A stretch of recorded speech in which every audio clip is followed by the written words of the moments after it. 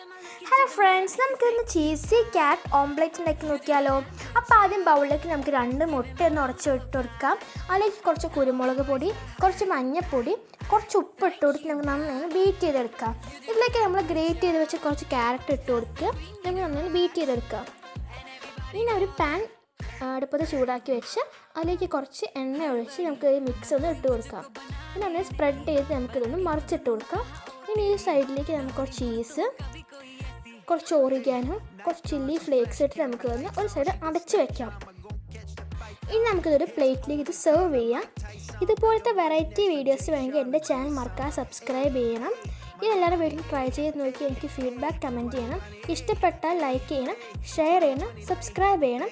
മറ്റൊരു വീഡിയോ വരുന്നവരെ എല്ലാവർക്കും ബൈ ബൈ.